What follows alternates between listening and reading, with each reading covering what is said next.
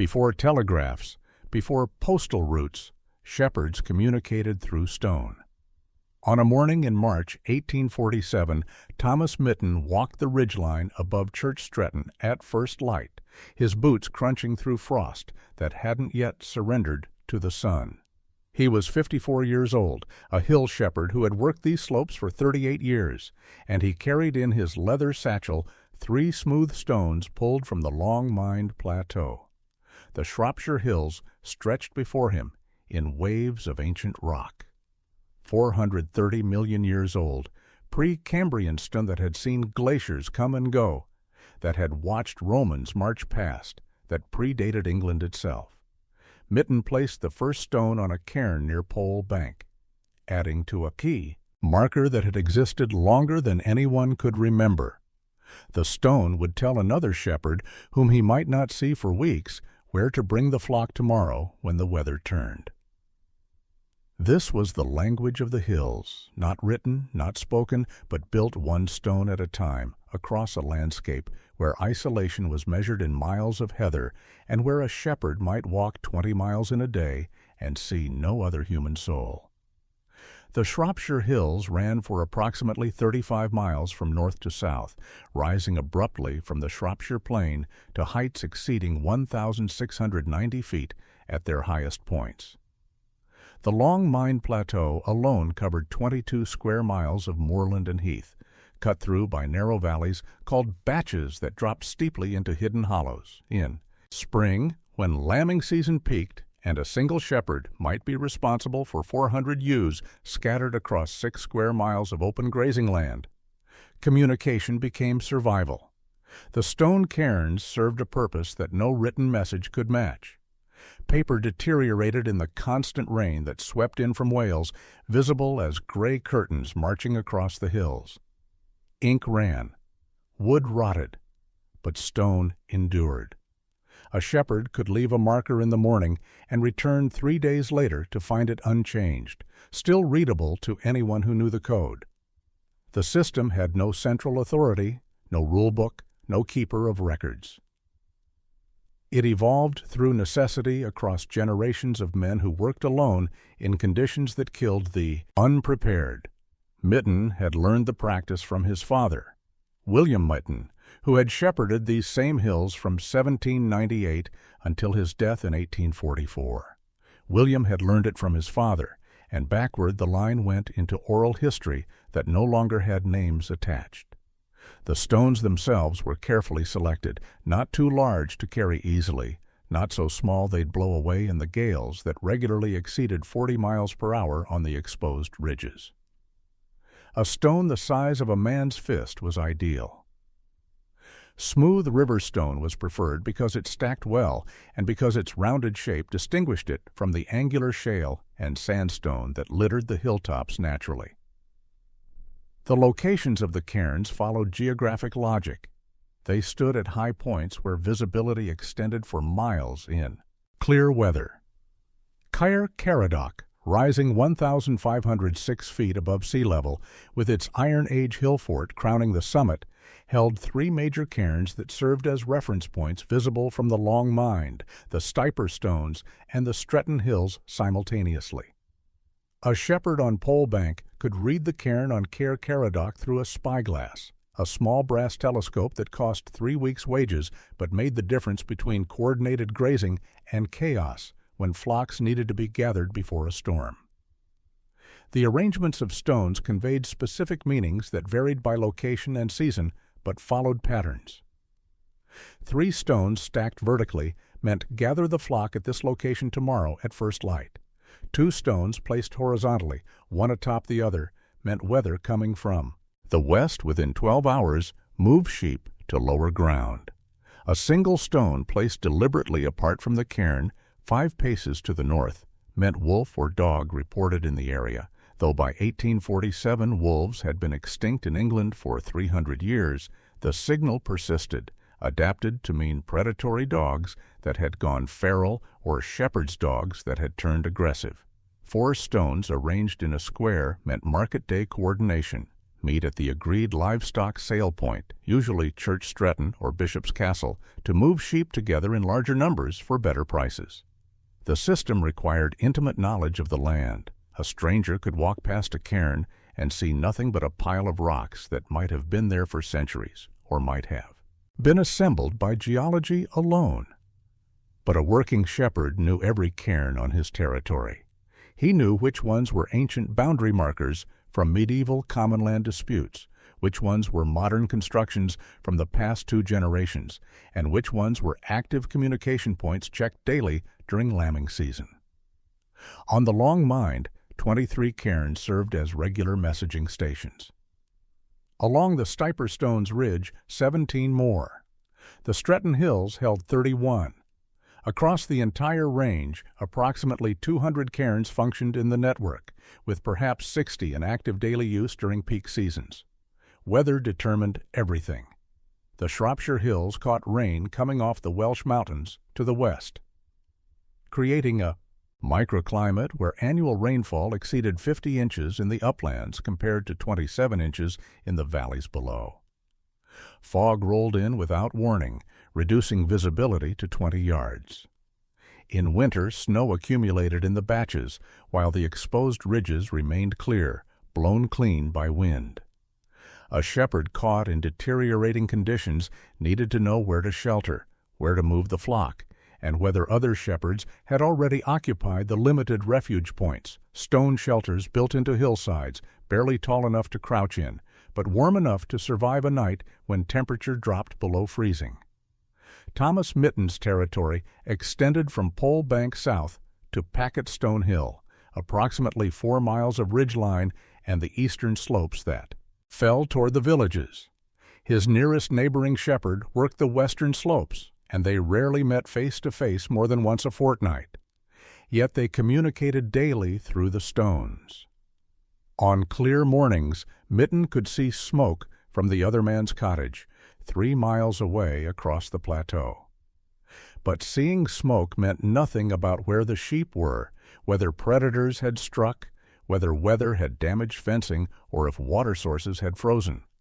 The sheep themselves were hardy Welsh mountain stock, white-faced, weighing between 90 and 130 pounds, adapted to survive on the tough grasses and heather that grew above 1,000 feet.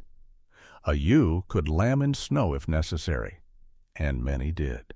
But the mortality rate remained high.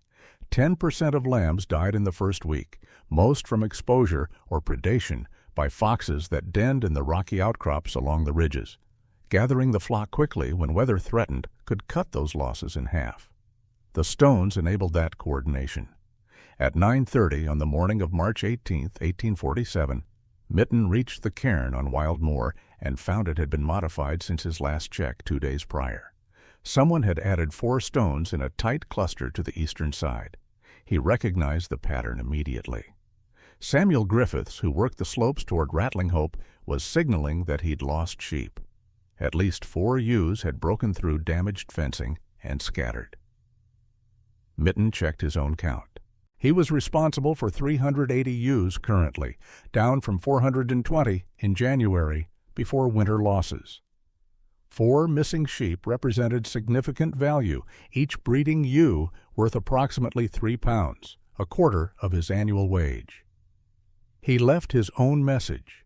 3 stones stacked at the cairn's northern point, then a single stone placed 10 paces southeast. Translation: I will search the eastern batches today and gather any strays found there. Meet at the stone fold near Pole Bank tomorrow at dawn to return them. The stone fold was a circular enclosure built from unmortared rock, 40 feet in diameter, with walls 4 feet high, one of 15 such structures scattered across the Long Mynd, built over centuries and maintained by whoever needed them. The efficiency of the system lay in its simplicity. No literacy required, no expense beyond the labor of placing stones, no vulnerability to the weather that destroyed every other form of communication in the uplands. A shepherd checking his regular circuit of cairns, usually 12 to 15 locations per day, could gather a complete picture of activity across 20 square miles of grazing land. He knew where other flocks were concentrated, where problems had emerged, where cooperation was needed, and where to avoid conflicts over grazing rights that could turn violent when feed became scarce in late winter. By noon, Mytton had worked his way down into Callow Hollow, one of the deep batches that cut into the eastern face of the Long Mynd. The hollow ran nearly vertical in places, dropping 800 feet in less than half a mile. Streams threaded the bottom, cold and clear, running northeast toward Cardington. He found 2 of Griffith's missing ewes sheltering under an overhang of sandstone, identified by the distinctive red paint mark on their fleece. Each shepherd marked his flock differently, creating a color-coded system visible at 200 yards. The ewes were healthy, but exhausted from attempting to find their way back up the steep slopes. Mytton hazed them gently eastward, using a long hazel crook to guide without frightening them, working them toward easier ground where they could climb. The work took 4 hours. By late afternoon, he had the 2 ewes moving steadily up the Batch Valley toward Pole Bank. He placed another message at the cairn near Packetstone Hill as he passed. 2 stones laid side by side, pointing northeast. Found 2, moving them to Pole Bank Fold. At sunset, Mytton reached the stone fold and secured the recovered ewes inside. The temperature was dropping fast, down to perhaps 35 degrees Fahrenheit, with wind making it feel colder. He didn't return to his cottage that night. It was 90 minutes away across rough ground in darkness. Instead, he sheltered in one of the built refuges, a stone hut barely 6 feet square with a slate roof, located 200 yards from Pole Bank's summit.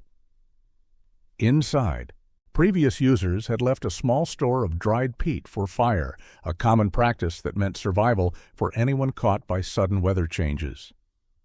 The peat burned slowly, producing modest heat, but critical warmth that prevented hypothermia during the long night. At first light on March 19th, Samuel Griffiths arrived at the fold as coordinated. He was 41 years old, had worked these hills for 23 years, and had walked 6 miles in the dark to reach the meeting point. The 2 men exchanged perhaps 50 words total, mostly about the ewe's condition and the location of the remaining 2 missing animals. Then Griffiths took his recovered sheep and headed west, while Mytton continued his daily circuit. This interaction, wordless and efficient, represented the intersocial structure of hill shepherding. The men were not friends in any conventional sense. They did not share meals, did not visit each other's homes, did not know the names of each other's children, but they trusted each other absolutely because the system required trust. If a shepherd left a false message, claimed to have found sheep he'd actually kept, or failed to pass along critical weather warnings, the entire network collapsed. Reputation was everything, and reputation was built stone by stone over years of consistent behavior. The cairn system persisted because it solved a problem that no other technology of the era could address. By 1847, the British postal system delivered mail reliably to valley towns. But no Tories. Postmen climbed the Long Mynd daily. Telegraph lines were spreading across England, but they followed railways and roads, none of which reached the high moorland. The Shropshire Hills remained isolated by choice and necessity. Isolated because the terrain was too difficult for casual travel, by choice because the shepherds who worked there preferred the solitude that came with the profession.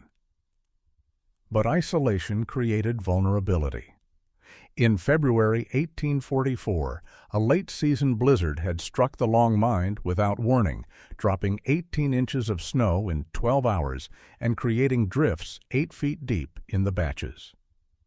3 shepherds died because they couldn't coordinate movement to safety. Their bodies were found weeks later, frozen in positions that suggested they'd been trying to reach stone shelters but had miscalculated distances in whiteout conditions. After that storm, the cairn network expanded. More communication points were established at closer intervals. The stone language grew more sophisticated, adding signals for extreme weather that required immediate evacuation to valley towns. Thomas Mytton survived that 1844 storm by reading the signs early and moving his flock down to Church Stretton 18 hours before the snow began. Another shepherd had placed a warning at the Caradoc cairn, 5 stones arranged in a distinctive pattern that meant deadly weather imminent, abandon the heights. Mytton had trusted that message from a man whose name he didn't know, and it saved his life and his entire flock. The economic importance of the system extended beyond individual shepherds. The Shropshire Hills supported approximately 40,000 sheep in 1847, producing wool worth £120,000 annually, so a significant portion of the regional economy. Sheep from these hills supplied markets in Birmingham, Manchester, and London. A catastrophic loss of animals due to poor coordination during storms would have rippled through the wool trade, affecting textile mills, merchants, and ultimately the price of finished cloth exported worldwide. The stone cairns, primitive and silent, formed infrastructure as critical as any road or bridge, enabling an industry that employed thousands and generated wealth that transformed England's Industrial Revolution. By 1847, time equals 300 milliseconds. The shepherds of the Shropshire Hills had perfected a communication system that required no external support, cost nothing to maintain, functioned in all weather conditions, and could be learned by anyone willing to walk the hills and pay attention. It was elegant in its simplicity and brutal in its demands. A shepherd who failed to check his cairns regularly risked not just his own livelihood, but the survival of his neighbors' flocks. A shepherd who misread a message or failed to leave clear signals created chaos that could take weeks to untangle. If this story moved you the way it moved us, do me a favor, hit that like button. Every single like tells YouTube to show this story to more people. Hit subscribe and turn on notifications. We're rescuing forgotten stories from dusty archives every single day. Stories about shepherds who built a language from stones in the high places where England's wool industry was born. Real people, real ingenuity. Drop a comment right now and tell us where you're watching from. Are you watching from the United States, United Kingdom, Canada, Australia? Our community stretches across the entire world. You're not just a viewer. You're part of keeping these memories alive. Tell us your location. Tell us if someone in your family worked the hills. Just let us know you're here. Thank you for watching, and thank you for making sure Thomas Mytton and the shepherds of the Shropshire Hills don't disappear into silence. These men deserve to be remembered, and you're helping to make that happen.